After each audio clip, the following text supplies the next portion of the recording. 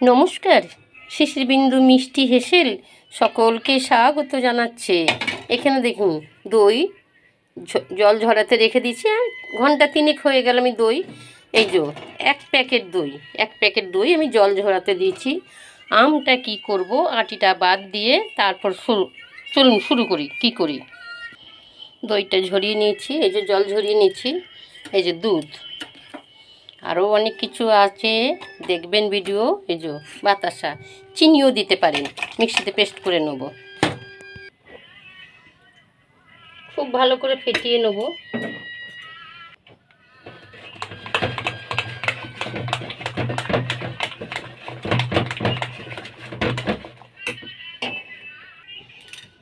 ফেটাতে ফেটাতে পুরো হালকা করে ফেলেছি। এইবারে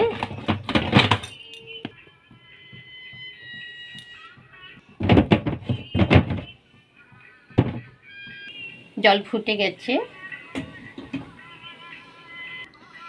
উপর থেকে একটা ঢাকা দিয়ে দিলাম যাতে ঘামটা না পড়ে, আর এই একটা ঢাকা দিয়ে দিলাম। কিছুক্ষণ তাপটা কমিয়ে চাপা দিয়ে রেখেছি। প্রেসারে আলু দিয়ে দিয়েছি, প্রেসার কুকারে। এখানে আমি এইবারে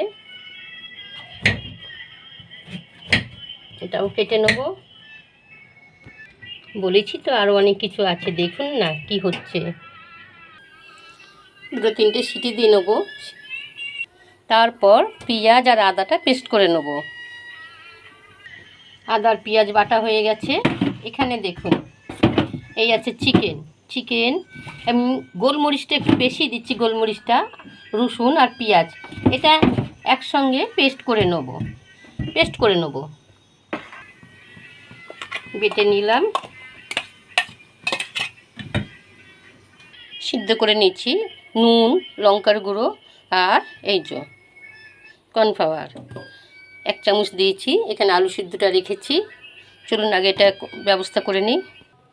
এটা মাখানো হয়ে গেছে। এখানে কর্নফ্লাওয়ার, ময়দা, নুন এটা ভালো করে মেখে নেব। এখানে দেখুন টমেটোর, ক্যাপসিকাম, রসুন। তাপটা একটু বাড়িয়ে দিয়েছি, ঢাকনাটা খুলবো। এটা ফ্রিজে রেখে দেবো।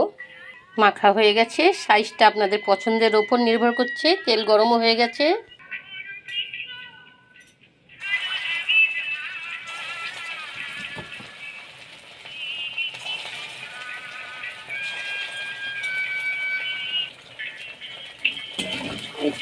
ছয় তারিখ আমার জন্মদিন গেছে, 6 জুলাই। আমার যোগা ক্লাসে যোগার বান্ধবীরা সবাই বলেছে কিছু তো খাওয়াতে হবে, জন্মদিন গেল, তাই তার আয়োজন হচ্ছে। আমি তো ভীষণ খুশি। বেবিকর্নের উপরেই রাখবো। প্রথমেই গ্যাসটা বাড়িয়ে গাটা শক্ত করে নিচ্ছি, তারপর তাপটা মিডিয়াম করে ভেজে নিচ্ছি। এই তেলে রসুন কুচানো দিয়ে দেবো। রসুনটা সুন্দর গন্ধ বেরিয়েছে, হালকা বাদামি কালার হয়েছে। পেঁয়াজ বাটাটা দিয়ে দিলাম, পেঁয়াজ আর আদা। নুন দিচ্ছি, নুনটা বুঝে দেবেন, কেন সস দেবো তো, সসেও নুন থাকে। এই যে গুঁড়ো লঙ্কা, ঝাল লঙ্কার গুঁড়ো। টমেটোর দিই, ক্যাপসিকাম দিই, সাদা তেল দিয়ে দিচ্ছি, আর এই যে পেঁয়াজ আর কাঁচা লঙ্কা।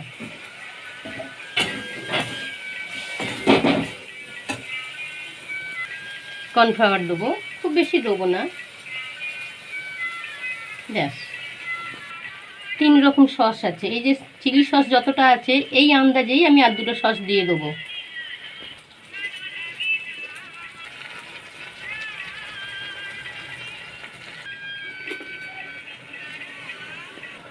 একটু কাশ্মীরি লঙ্কার গুঁড়ো দিচ্ছি কালারের জন্য।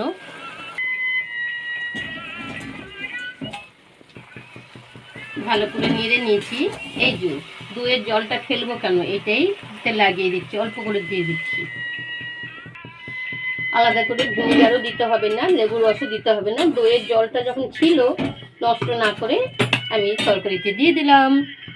সামান্য একটু গেল। তাপটা মিডিয়াম রেখে ভাজছি, লোয়ের থেকে একটু হাই রেখেছি। এটা তুমি আগেও করেছি সাবু ভাজা। এই তো ভাজা হয়ে গেছে, তুলে নিচ্ছি। বাদামটাও ভেজে নেবো। তাপটা কিন্তু হাই করিনি, তাহলে হাই করলে গাটা পুড়ে যাবে, ভেতরটা ভাজা হবে না, মচমচে হবে না। বাদাম ভাজা হয়ে গেছে।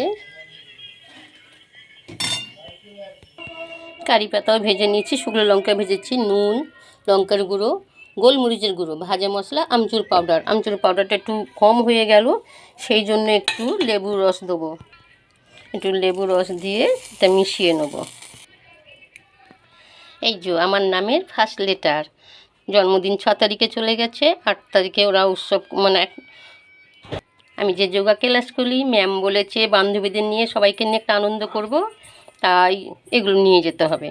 আর এই যে এটা গরম অবস্থা শক্ত থাকে, ঠান্ডা অবস্থা দেখুন জমে গেছে, খেতে কিন্তু অপূর্ব হয়।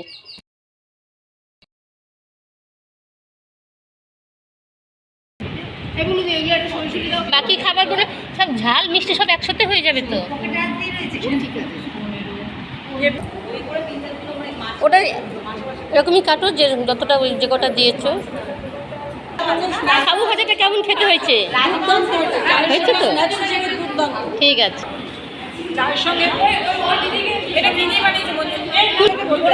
ভিডিওটা ছাড়বো আমি, দেখে নেবে, বললে বলে যাবে। হ্যাঁ, হেভি হয়েছে।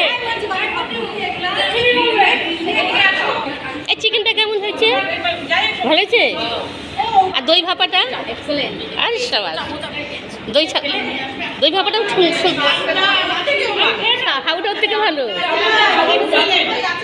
এই দেখো, দোকান থেকে কিন্তু আমি মিষ্টি কিনতে পারতাম, কিন্তু এই জিনিসটা পাবো না, দই ভাপাটা। হ্যাঁ, আমি এতে দিয়ে দেবো, গ্রুপে দিয়ে দেবো লিঙ্কটা।